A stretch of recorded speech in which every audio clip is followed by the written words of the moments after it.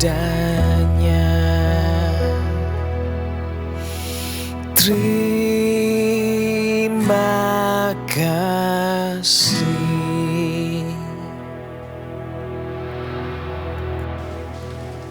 Halo, ada tamu. Cepat, bangun.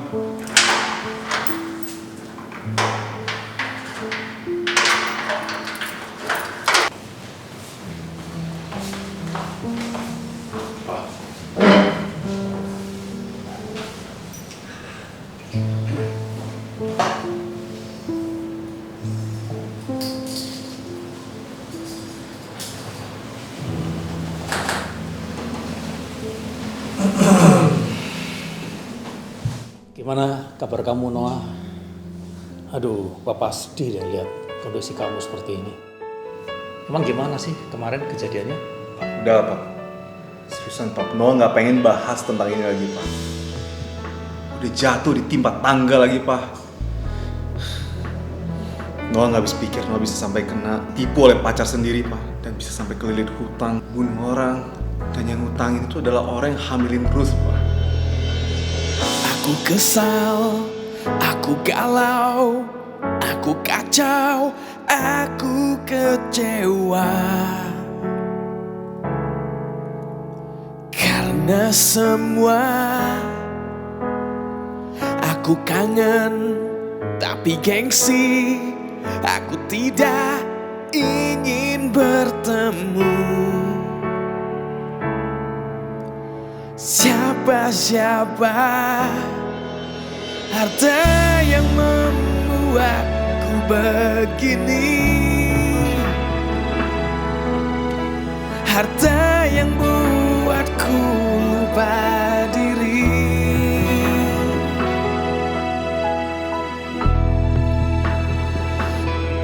Di saat kau tak berdaya, kuasa Tuhan sempurna. Ketika kau percaya, mujizat itu nyata. Bukan karena kekuatan, namun Roh-Mu ya Tuhan. Ketika kau berdoa, mujizat itu nyata.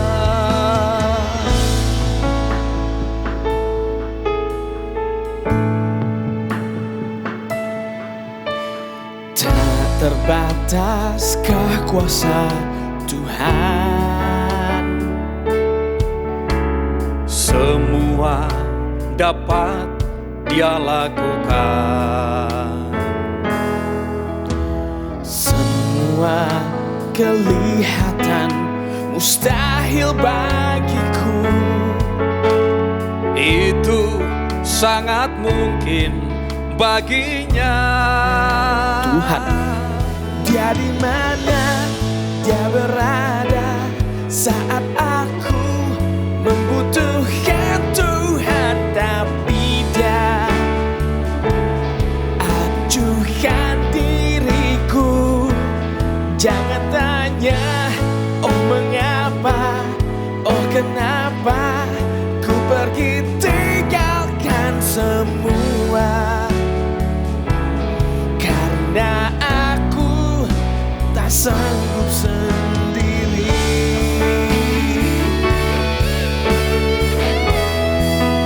Tak sanggup sendiri.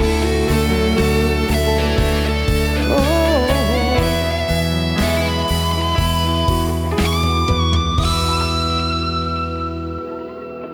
Kau tak dapat jalan sendiri.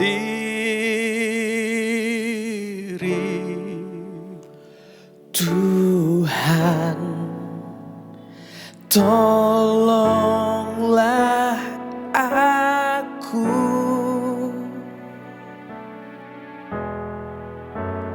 Biarlah sinarnya menerangimu, sebab kau tak dapat jalan sendiri.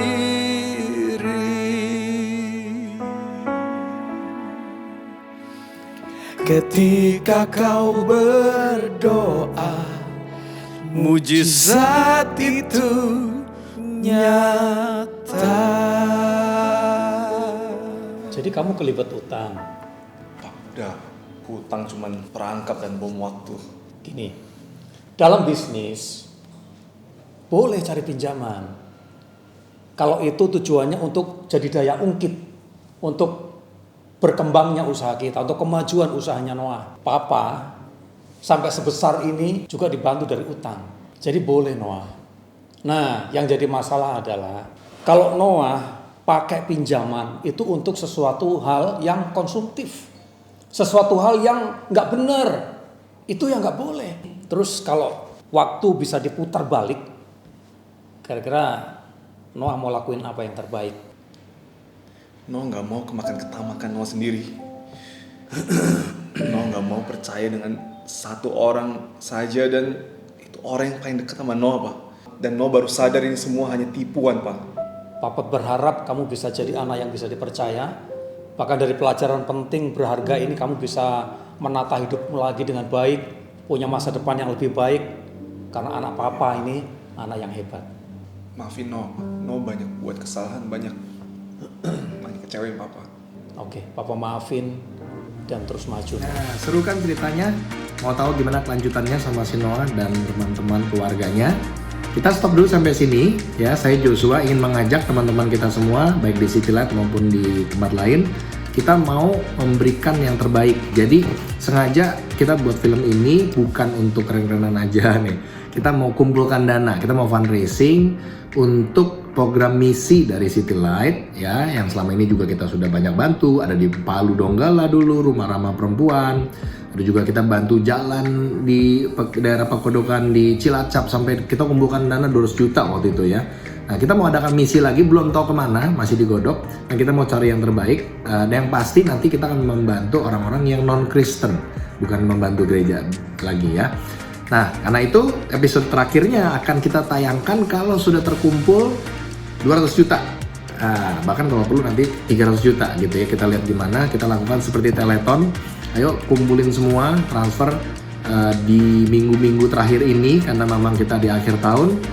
Ya, mungkin dari kita banyak yang bilang, waduh gue juga lagi susah nih gak bisa beri. Ya justru itu, when we are in need, we sow a seed. Ketika kita lagi butuh, ayo kita tanam benih. Ya, saya mau ajak kita semua untuk memberikan yang terbaik, berikan yang terbesar mungkin yang gak pernah kita kasih sebelumnya di program akhir tahun City Light ini.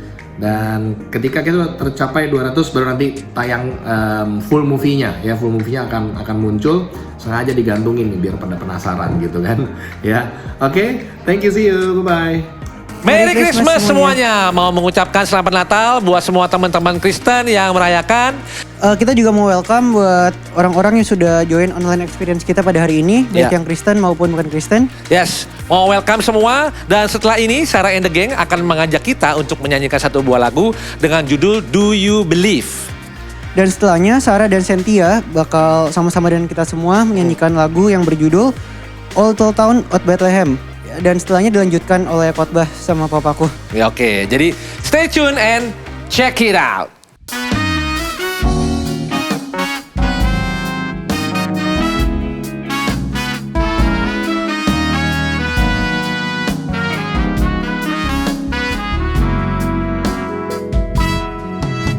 Some doubt it what was to come.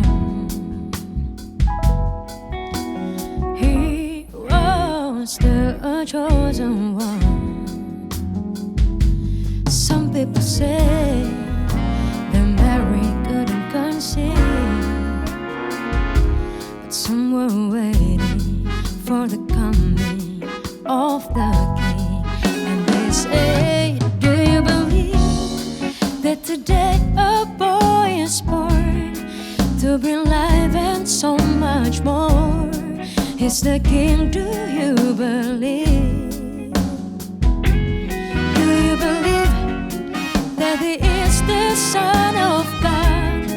Can do miracles for all to see, do you believe? 3 wise men traveled to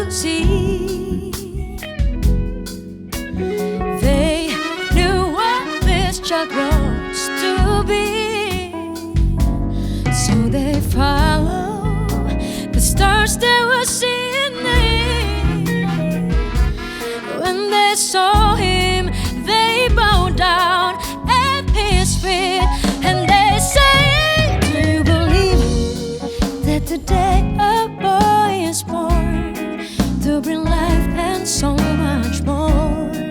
He's the King, do you believe? Do you believe that he is the Son of God? Can do miracles for all to see, do you believe? So will you be the ones that will doubt him? Will you be the ones that will follow him? If you know you can't live without him, yeah. I believe, Lord, I believe, oh, Lord, I believe, yes, Lord, I believe. I believe, Lord, I believe, oh, Lord, I believe, Lord, I believe. I believe, Lord, I believe, oh, Lord, I believe, oh, Lord, I believe. I believe.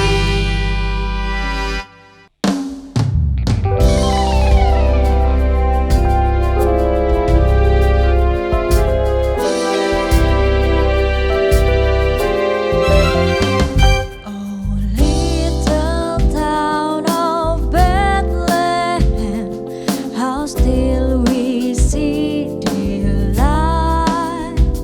About thy deep and dreamlessly, the silent stars go by. Yet in the dark street shining, the everlasting light, the hopes and fears of all the years are met in thee tonight. Oh, Bethlehem, little town, for Christ is born of Mary, and gather all about.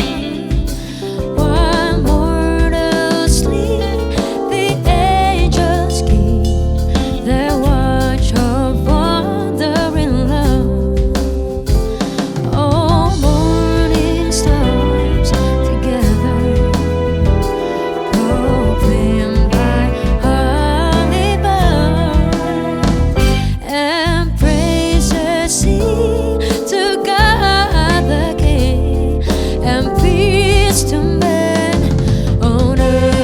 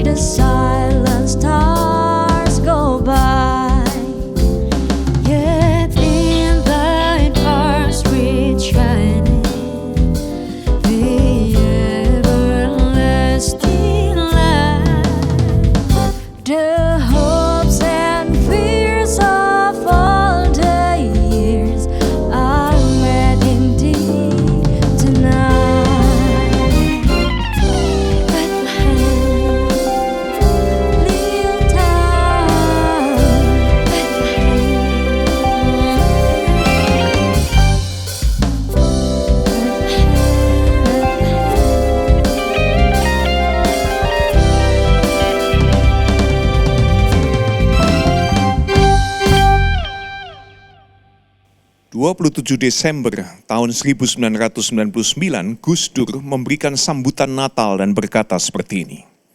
Mestinya yang merayakan hari Natal bukan hanya umat Kristen, tapi juga umat Islam dan umat beragama lain, bahkan seluruh umat manusia.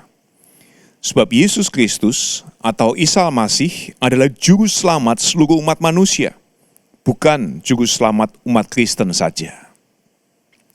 Yang membuat saya tertarik, kalimat Gus Dur ini didukung oleh data-data dari Alkitab saya. Di hari kelahiran Tuhan Yesus, Anda tahu siapa yang pertama kali mengenali bahwa Yesus anak Allah? Ternyata adalah ahli-ahli bintang dari media Persia, yang mungkin lebih terkenal dengan sebutan orang Majus. Jadi orang bukan Yahudi yang mengenali Yesus sebagai anak Allah. Kemudian nanti 33,5 tahun kemudian di hari kematiannya, yang mengenali Yesus sebagai anak Allah pada saat dia mati adalah komandan tentara Romawi. Bukan orang Yahudi, bukan orang Kristen. Bagaimana dengan masa kehidupan Tuhan Yesus? Ternyata ini yang terjadi, orang dari berbagai macam suku, bangsa, keyakinan, agama datang kepada Yesus dan Yesus menerima mereka. Ini orang-orang dari Samaria yang adalah musuh orang Yahudi. Ini orang-orang dari Siro-Fenisia, orang Romawi, bahkan orang-orang dari Kanaan. Beberapa bangsa Kanaan itu termasuk bangsa Kedar, yang oleh orang-orang Kristen zaman sekarang disebut sebagai orang yang mungkin dibenci bahkan. Tapi orang-orang seperti itu yang datang kepada Yesus dan Yesus menerima mereka. Agama Yudaisme menyebut mereka ini sebagai righteous Gentiles. Orang-orang non-Yahudi yang saleh. Gentiles itu kalau sebutan kita disebut kafir. Jadi kalau pakai kata kafir ini adalah orang kafir yang saleh.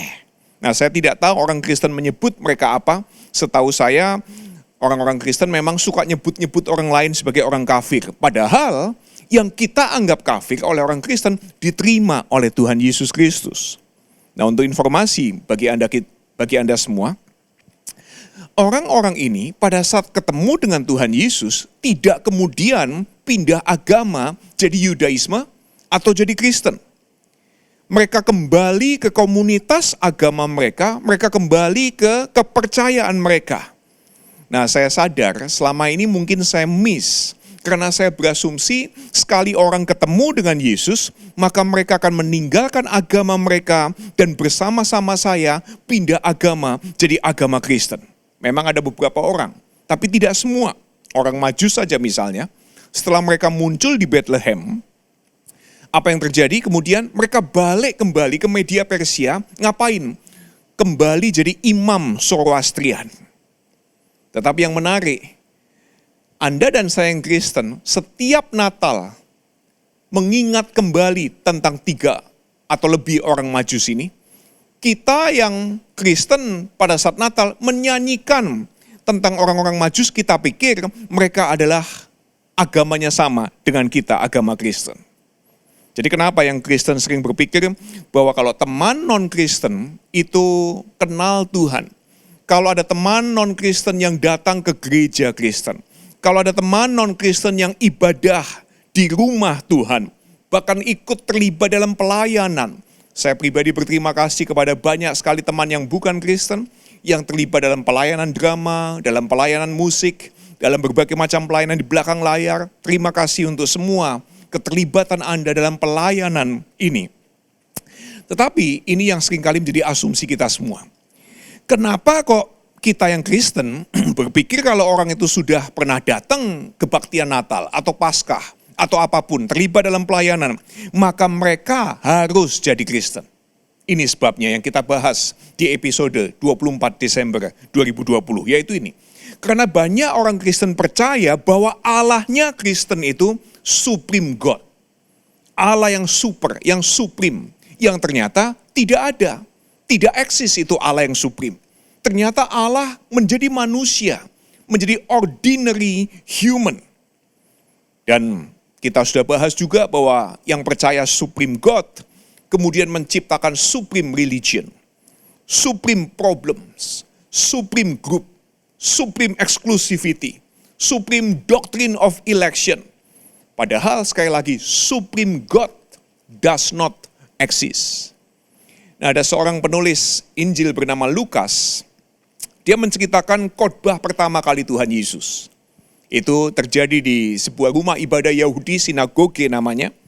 Dan terjadi di sinagog kampung halaman Yesus, yaitu Nazaret. Dalam Lukas pasal yang keempat dia bercerita, Yesus datang ke Nazaret, tempat dia dibesarkan. Dan menurut kebiasaan Yesus pada hari Sabat, dia masuk ke rumah ibadah. Nah, Yesus adalah orang Yahudi asli yang rajin ibadah. Jadi kalau Anda dan saya mengaku ikut Yesus, Yesus adalah orang yang rajin beribadah. Jadi Anda perlu pertimbangkan tuh kalau Anda tidak rajin beribadah sementara Anda mengaku Anda mengikuti Yesus Kristus.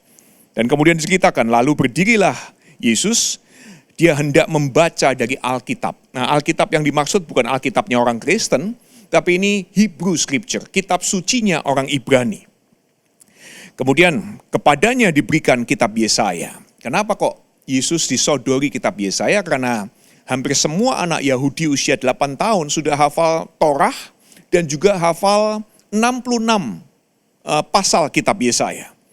Dan Yesus saat itu sudah umur 30 tahun, dia bahkan sudah jadi rabi. Mungkin ujian pertamanya adalah untuk menafsirkan kitab Yesaya. Dan Yesus dikatakan setelah dibukanya kitab Yesaya tersebut, dia menemukan nats di mana ada tertulis. Demikian bunyinya, Roh Tuhan ada padaku, oleh sebab ia telah mengurapi aku untuk menyampaikan kabar baik kepada orang-orang miskin, dan dia telah mengutus aku untuk memberitakan pembebasan kepada orang-orang tawanan dan penglihatan bagi orang-orang buta, untuk membebaskan orang-orang yang tertindas, untuk memberitakan tahun rahmat Tuhan telah datang. Ini kutipan dari Yesaya pasal 61 ayat yang pertama dan kedua. Dan ini juga teks yang kita yang Kristen sering dengar di perayaan-perayaan Natal. Kalimat ini, ayat ini dibacakan. Dan pendengar Yesus saat itu senang. Yesus memilih teks tersebut dari Yesaya.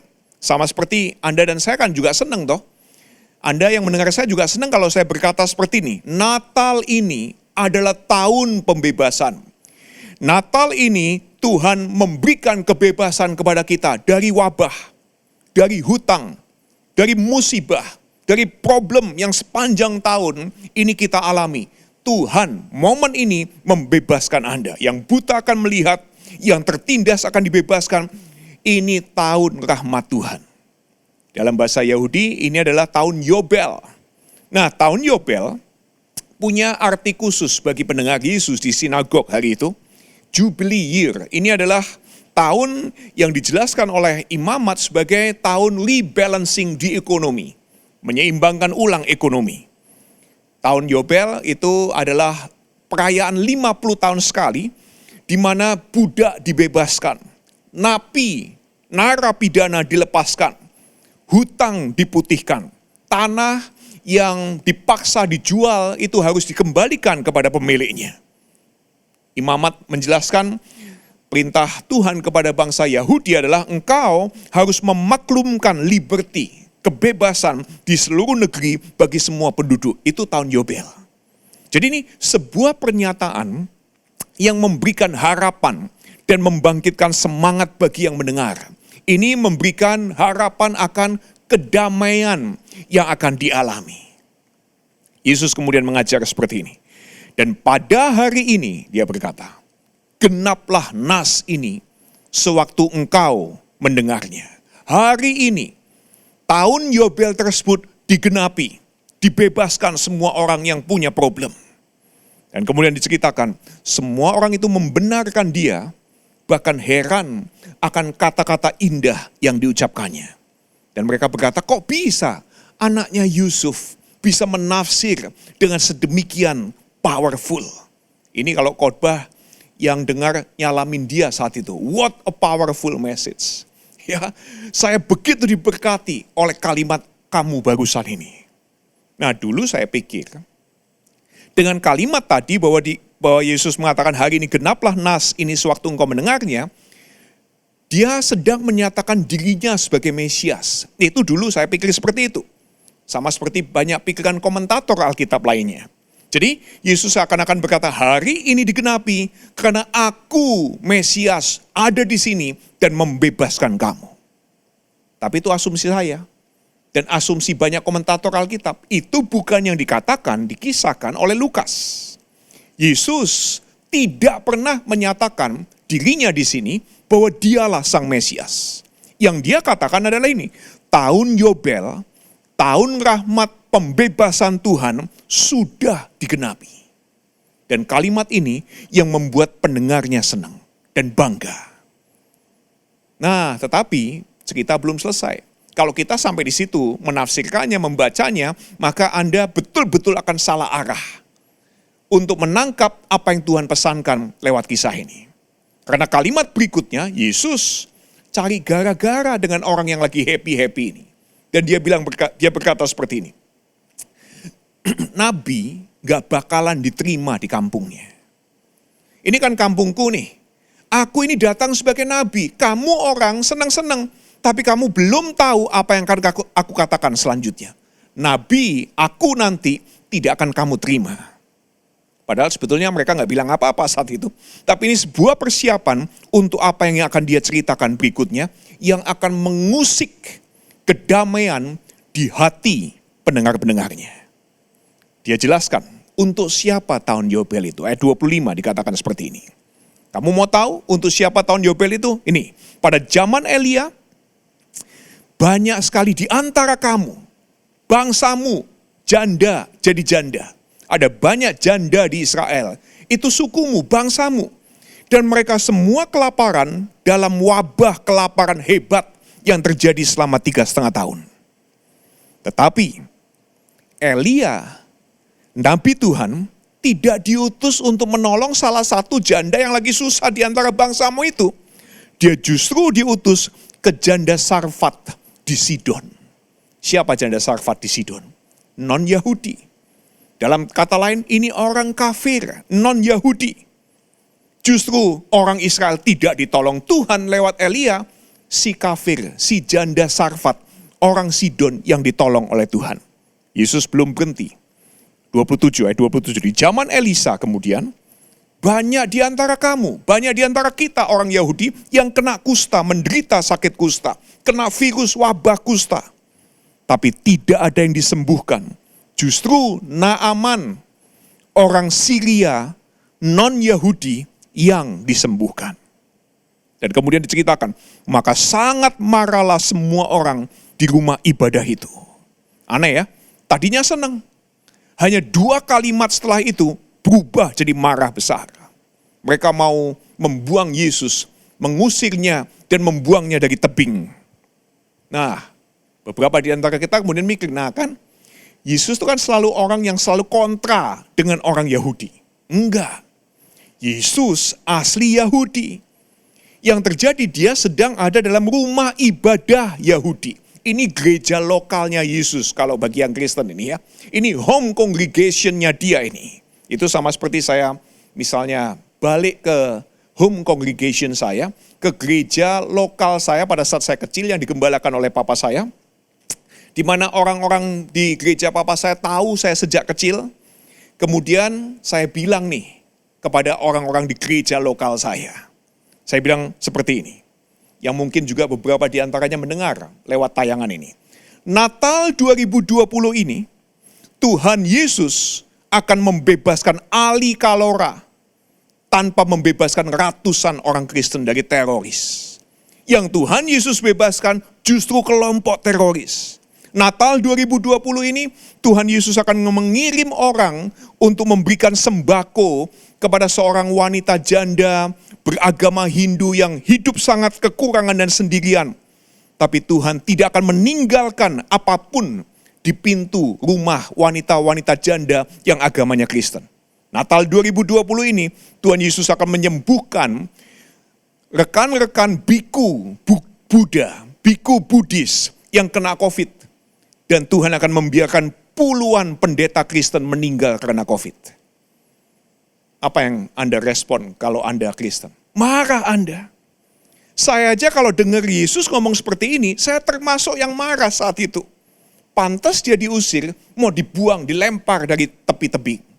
Untung saya khotbahnya online. Dan di tempat saya khotbah ini nggak ada tebing di mana saya bisa dibuang dan didorong. Ya, nah kita miss data ini kenapa? Karena kita pikir janda Sarfat, karena ada ceritanya ditolong oleh Elia, Naaman ada ceritanya ditolong oleh Elisa, maka otomatis mereka jadi bagian dari orang Kristen. Mereka pasti percaya kepada Tuhan. Ganti agama, pindah agama. Tidak ternyata. Jadi ini pemutarbalikan pertama bagi kita semua. Reversal yang pertama buat kita semua. Allah Sang Damai memilih membebaskan orang asing daripada anggota keluarga, daripada orang dekat. Allah Sang Damai seringkali tanpa alasan yang kita tidak pernah tahu, memberkati orang asing dan membiarkan anggota keluarga, membiarkan orang dekatnya terluka. Sang Damai ternyata mengusik kedamaian kita semua. Orang-orang yang kita pikir tidak memenuhi standar, sembuh tuh dari sakit. Orang-orang yang kita pikir nggak saleh sama sekali, bebas dari problem dia.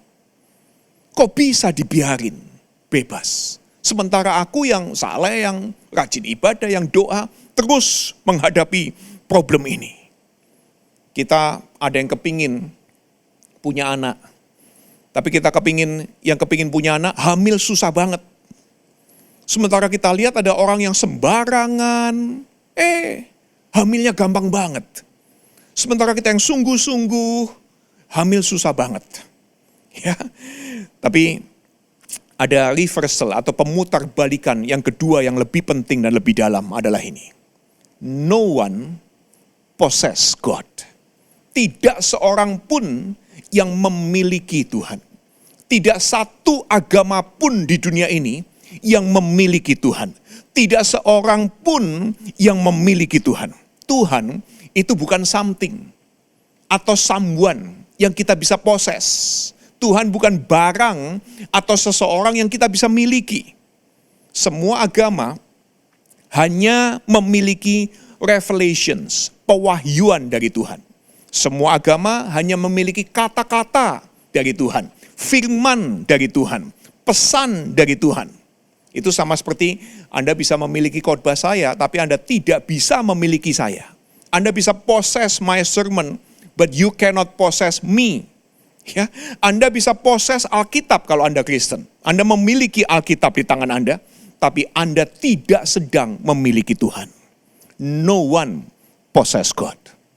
Jadi, ini satu kebenaran yang mengejutkan buat kita semua adalah ini. God doesn't exist for you. But God presence for anyone. Tuhan itu tidak ada bagi Anda, tapi dia hadir bagi siapapun. Bahasa teologianya adalah ini. Allah, atribut Allah atau karakter atau sifat Allah adalah maha hadir salah satunya. Tidak pernah disebut sebagai maha ada. Allah maha hadir, bahasa teologinya itu dia omnipresence. Maha hadir, bukan omni-existence, maha ada. Jadi kalau saya meminjam kalimat dari John Caputo, dia berkata, God does not exist. God insists. God calls. Karena Tuhan bukan darah daging seperti kita, dia tidak eksis kayak kita. Dia adalah roh. Dia hadir di mana-mana. Dan kehadirannya itu insist, terus menerus ada. Di mana-mana, terus menerus ada di mana-mana. Dan dia bukan sekedar insist, kehadirannya terus menerus memanggil kita. Memanggil siapapun. Jadi, Tuhan itu bukan sekedar memilih orang untuk dicintai atau diselamatkan. Yang Tuhan kerjakan, dia terus menerus memanggil. Dia insistently calls you. Ini intense, insistence calls dari Tuhan buat siapapun. Suami-suami aja bisa ada di samping istrinya, tapi nggak hadir. Atau sebaliknya juga sama. Istri ada di samping suaminya. Satu kamar, satu ranjang, tapi tidak hadir dalam hidup, dalam hati, dalam pikiran sang suami. Ayah bisa ada dalam rumah, bisa ada di samping anaknya, bisa ada satu mobil bersama dengan anaknya. Tapi banyak ayah yang tidak hadir dalam kehidupan anaknya. Nah, bagi Anda-Anda yang suka dipilih, suka doctrine of election, dipilih, saya ini umat pilihan kayak bangsa Yahudi, kayak pendengar Yesus saat itu. Anda dan saya tahu dipilih itu memang menyenangkan. Kalau kita dipilih jadi menteri, menyenangkan. Dipilih jadi CEO, menyenangkan. Dipilih jadi istri, ya tergantung yang milih siapa. Ya, dipilih jadi suami, ya lagi-lagi tergantung siapa yang milih. Tetapi dipilih menyenangkan. Dipilih jadi sahabat, jadi mitra, menyenangkan. Tapi pertanyaannya nih, kalau Anda dipanggil terus-menerus, kalau Anda dipilih sebagai menteri, dipanggil terus-menerus oleh presiden, itu menjadi sesuatu yang mulai mengusik rasa damai Anda. Anda dipilih jadi istri, tapi Anda kemudian dipanggil terus-menerus oleh suamimu, diminta masak, diminta dengerin dia cerita, diajak untuk berjuang bersama. Panggilan tersebut akan mulai mengusik kedamaian hatimu. Bentar-bentar di WA, ya, dipanggil terus-menerus. Anda yang bekerja di sebuah perusahaan, meskipun posisi Anda tinggi, tapi bentar-bentar ditanyain, di WA, diomelin, ditegur, yang gak tahu Anda juga diingatkan. Itu bisa mengganggu kedamaian hati Anda. Tapi ini yang golden dari panggilan. Ini yang luar biasa dari panggilan. God's insistence calling yang memberikan kepada kita kekuatan pada saat situasi tidak seperti yang kita inginkan. Beberapa saat yang lalu saya ngobrol dengan seorang sahabat.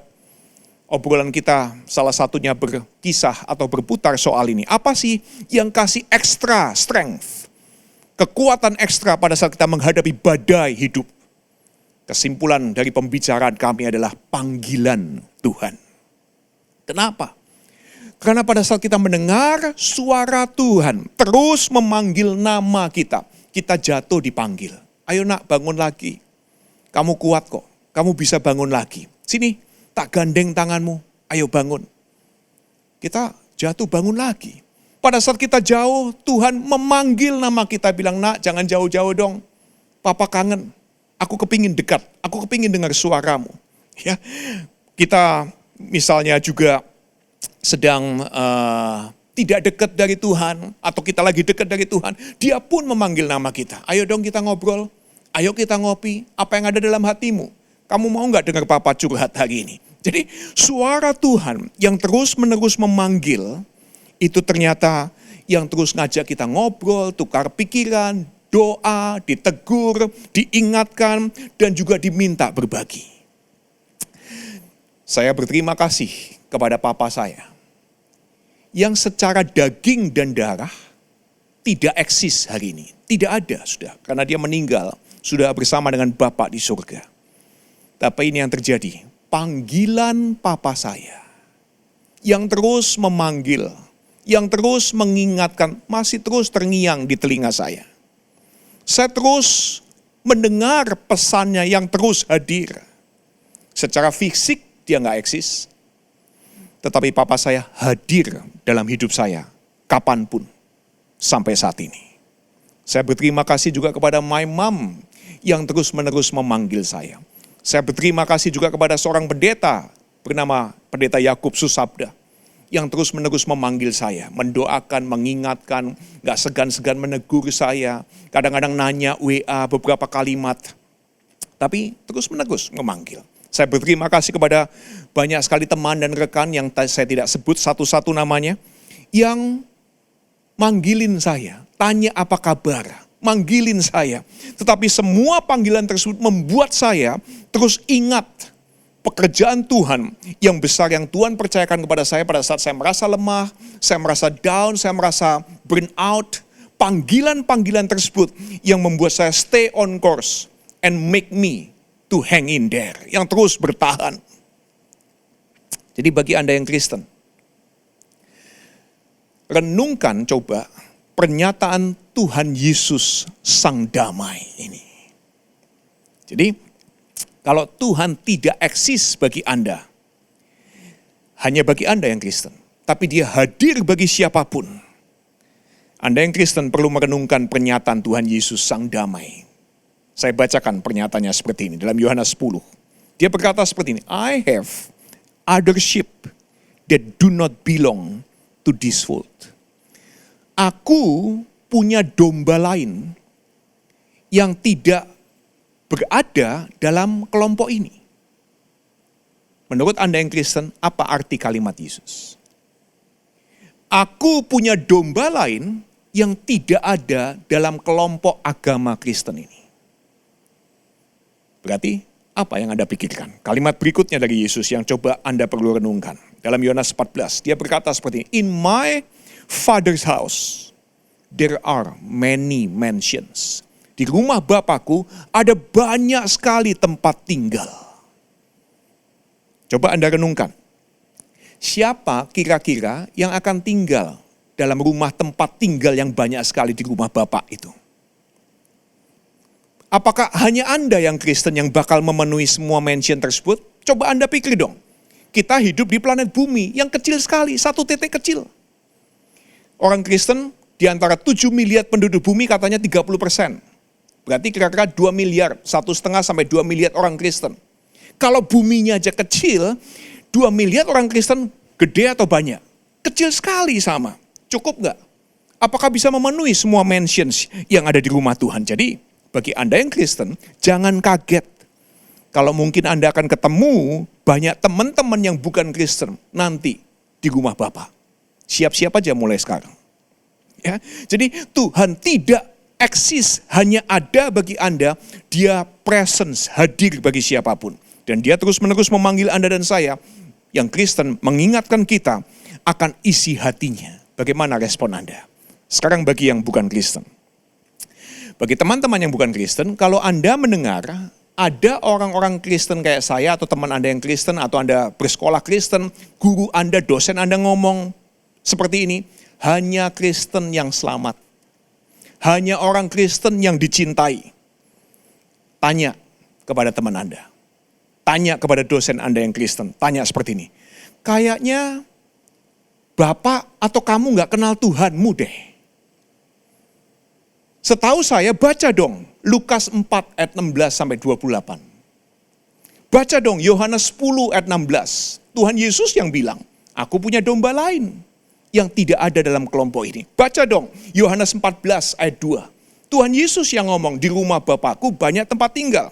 Plus, kamu nih ya, atau Bapak nih ya, tonton episode Natal 25 Desember di YouTube channel The City Light. Plus tambahin satu pertanyaan ekstra. Pernyataan ekstra atau pertanyaan ekstra. Kalau Tuhanmu yang Kristen hanya cinta kamu, maka Tuhanku yang bukan Kristen lebih baik daripada Tuhan. Aku aja diajari bahwa Tuhanku ini cinta semua orang. Dia kepingin menyelamatkan semua orang. Lah kok Tuhanmu yang Kristen hanya mau menyelamatkan orang Kristen? Kalau Tuhanku lebih baik daripada Tuhanmu, ngapain aku harus join kamu dan ikut Tuhanmu? Itu bagi yang Kristen, bagi yang bukan Kristen ya. Nah, jadi saat ini Raja Damai mengusik kedamaian kita semua. Tuhan tidak eksis bagi Anda, tapi Tuhan hadir bagi siapapun. Dia bisa membebaskan orang asing dan membiarkan Anda tetap dalam masalah untuk alasan yang kita tidak pernah tahu. Itu sebuah misteri. Tapi Anda perlu tahu, Tuhan punya tempat di hatinya bagi orang asing yang sama sekali beda dengan kita. Dan yang kedua, Tuhan tidak sekedar memilih, Tuhan secara terus-menerus, dia insistently calls anyone. Karena tidak seorang pun yang memiliki Raja Damai. Ini misteri yang besar, tapi tidak pernah mengubah kehadirannya, kepresence-nya. Tuhan tidak ada bagi Anda, tapi dia hadir bagi siapapun. Dia tidak eksis, tapi dia insist, dia terus-menerus memanggil. Kalau Anda terus-menerus dipanggil oleh Tuhan, bagaimana respons Anda? Saya sebagai papa, sering manggil-manggil anak saya Jul. Sekarang anak saya udah 18 tahun umurnya. Dan kadang-kadang di tengah teman-temannya atau di telepon, saya telepon dia, saya bilang gini, I love you Jul. Ya. Nah karena dulu masih kecil seneng dibilangin gitu. Saya panggil-panggil, saya bilang I love you Jul son, gitu seneng dia. Sekarang dia risih. Apalagi kalau saya ngomong di depan teman-temannya. Udah gede katanya. Dan dia jawab dengan nada kesel. Apa sih? Dia terusik kedamaiannya. Nah pada saat saya panggil dia menolak panggilan saya. Saya sebagai papa terluka. Saya merasa sesuatu yang hilang dari diri saya. Saya kecewa, saya merasa sakit, saya merasa kehilangan rasa hormat, kehilangan rasa cinta, kehilangan kedekatan. Saya panggil dia tolak, saya sakit. Pada saat Tuhan insistently calls you and me. Pada saat Tuhan terus-menerus memanggil Anda dan saya, kita tolak. Kita terusik dengan panggilannya, kita cuekin, Tuhan juga sakit. Tuhan juga terluka. Tapi dia tidak terluka karena dia kehilangan sesuatu. Dia terluka karena kita yang justru kehilangan relasi, kehilangan kedekatan, kehilangan penyertaan, kehilangan kehangatan kasihnya. Jadi di momen Natal 2020 yang simple ini, apa respon Anda, yang Kristen maupun yang bukan Kristen, terhadap panggilan Tuhan yang insisten, yang terus-menerus di momen ini? Mari kita berdoa bersama. Kami bersyukur kami bisa menikmati dan memperingati Natal secara online di tahun 2020 ini. Dan di akhir episode Natal ini kami memohon kiranya berkat anugerah dari Allah Bapa, dari Tuhan Yesus Kristus, dari Allah Roh Kudus menyertai kami semua, memberikan kepada kami kebijaksanaan, kekuatan untuk menghadapi tahun yang baru bersama dengan Tuhan. Percaya bahwa Tuhan terus-menerus memanggil kami, memberikan kekuatan kepada kami, memberikan hikmat kepada kami. Tuhan memberkati semua pelayanan, semua persembahan yang sudah diberikan sepanjang tahun ini. Kami bisa menghormati Tuhan dengan semua kekuatan, kesehatan, berkat yang Tuhan karuniakan. Dalam nama Tuhan Yesus, kami sudah berdoa. Amin. Sampai ketemu tahun depan di episode online lagi. Tuhan memberkati kita semua.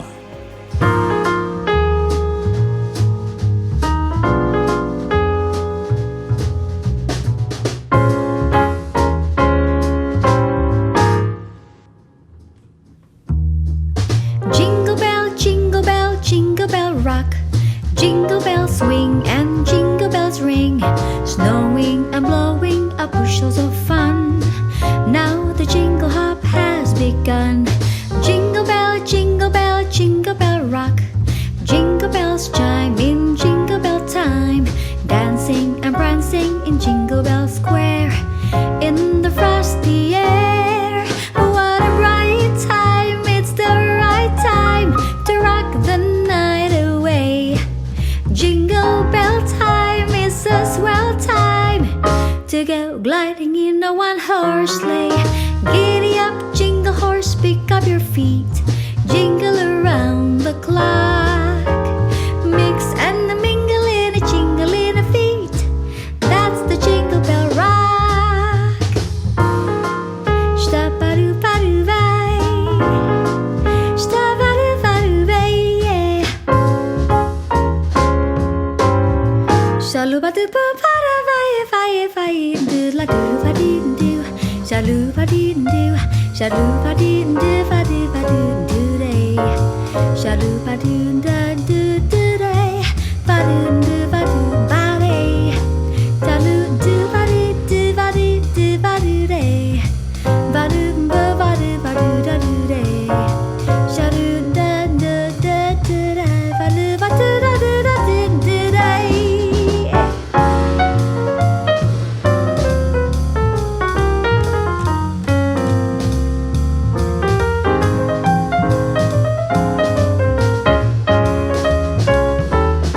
Start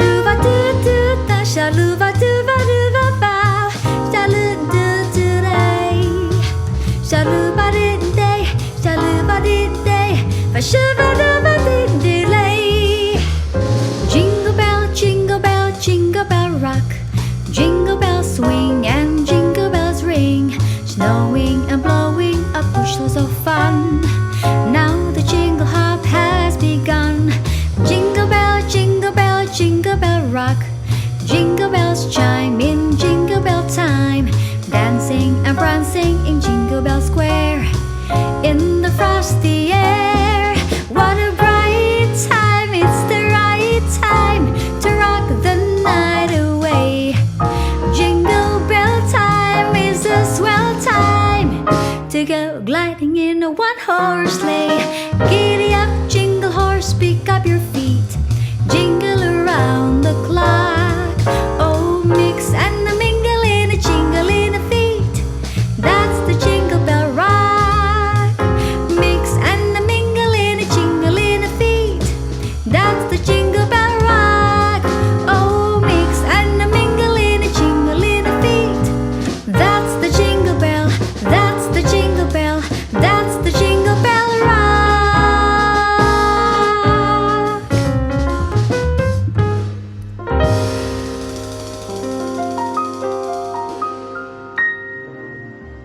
Thank you buat Bro Jason Budi Prasetya atas sermonnya. Saya yakin itu pasti bisa sangat bermanfaat ya bro ya. Iya. Buat kita semua dan tentunya akan menjadikan kita manusia yang lebih baik lagi. Nah untuk berikutnya ada beberapa pengumuman yang akan kita sampaikan. Ada apa aja tuh Bro Joel? Yang pertama tanggal 27 sama tanggal 3 Ya. kita libur, jadi nggak ada Oke. online service buat Bapak Ibu buat berlibur bersama keluarga. Oke. Tapi kita bakal balik lagi tanggal 10 Januari 2021. Oke, jadi kita libur selama 2 minggu ya. Tanggal 27 dan tanggal 3 akan kembali tanggal 10 Januari 2021. Nah, kami juga mau mengucapkan terima kasih buat teman-teman yang mensupport pelayanan kami dalam bentuk persembahan. Kiranya Tuhan selalu memberkati kalian semua. Jadi sekali lagi kita ingatkan, kita akan libur pada tanggal 27 dan tanggal 3 Januari. Iya. And back online tanggal 10. 10 Januari 2021. So, see you next year.